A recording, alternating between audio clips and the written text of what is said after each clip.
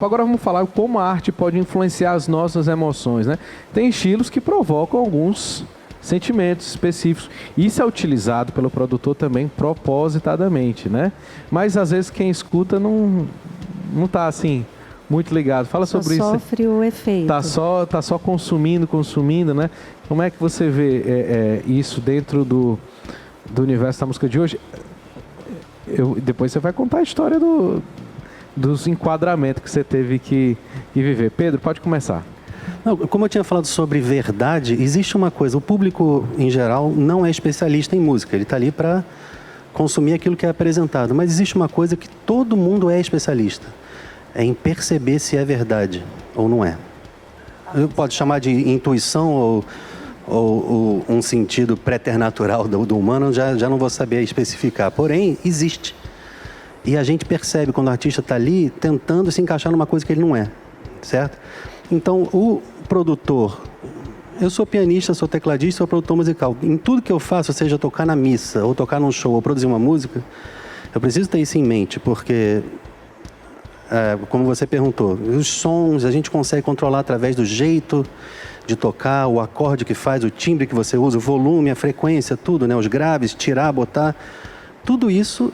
E quanto mais você entende, mais você sabe utilizar. E você conduz a pessoa ao resultado de sentir aquilo que a gente está esperando que ela sinta. E às vezes a gente deve também evitar. Por exemplo, numa adoração, numa missa, eu percebo, bom, se eu fizer esse caminho aqui, o povo vai chorar.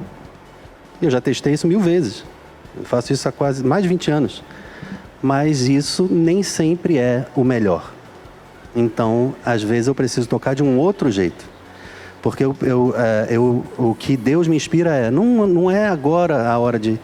Agora é a hora da pessoa ter um outro tipo de contemplação, um outro tipo de conexão com Deus, e não emoção pura, né? Então é sempre uma questão de estudo e observação mesmo, né? Isso daí é interessante, Diego, porque...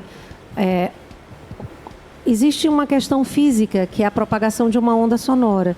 Então, quando ela é captada pelo ouvido humano, ela passa uma mensagem para o cérebro.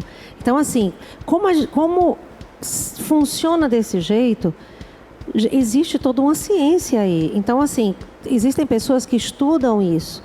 Então, elas conseguem provocar nas pessoas o resultado, a emoção que elas querem, a partir do momento em que elas usam determinadas ferramentas, determinados recursos. Então, isso é muito interessante, porque, por exemplo, a indústria cinematográfica, antes de nos passar um determinado conteúdo, digamos, se passa um determinado som, e aí se abre, por exemplo, um ruído de uma abertura de porta. A depender de como esse ruído é executado, a gente fica naquela ansiedade, meu Deus, vai sair alguma coisa ruim dali. Porque aquele som induz medo, suspense, entende? Então, é assim que funciona. Então, a gente precisa ter muito cuidado com tudo aquilo que a gente recebe, porque existe esse estudo, existe sons que são produzidos para causar efeitos na gente. E a partir do momento em que se causa um efeito, imediatamente vem a mensagem, o conteúdo propriamente dito. Então, assim, eu vou assimilar aquilo de maneira inconsciente se eu não estiver muito atento a isso. E como isso funciona, como isso repercute dentro de mim. Então, a gente pode, digamos assim, por isso que, para onde eu sou chamada para pregar, as pessoas começam a fazer um sonzinho musical com o piano, porque é o hábito de muitos pregadores, e eu não condeno isso, mas eu não gosto de utilizar esse recurso. Por quê? Porque a partir do momento em que eu estou falando, tentando formar a razão, e tem alguém tocando um piano, induzindo um relaxamento, uma atmosfera emocional... E ainda não é elevação da alma, né, que a gente estava falando. As pessoas vão ficar com a emoção enquanto eu estou batendo a verdade. Pá, pá, pá. Então eu peço logo, olha, pode parar, obrigada, mas por enquanto não. Mas aí quando já começa a oração, eu disse, toca aí um pouquinho, porque já muda o tom da fala, porque a cadência já é outra.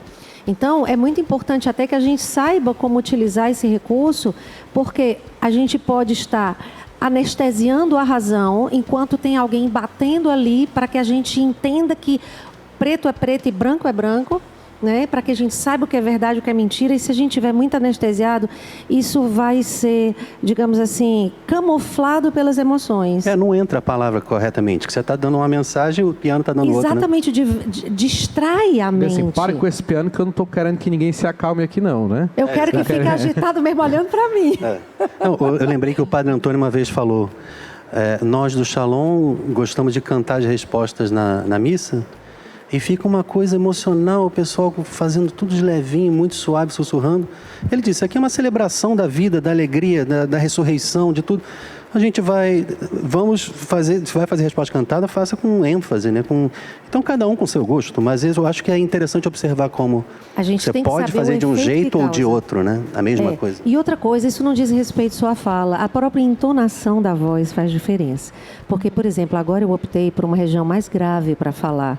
Então, a partir do momento que eu opto por um grave e eu falo de uma maneira mais pausada, eu tenho um resultado em quem me assiste, em quem me escuta. Mas se eu começar assim a falar, eu vou causar também uma outra reação nas pessoas.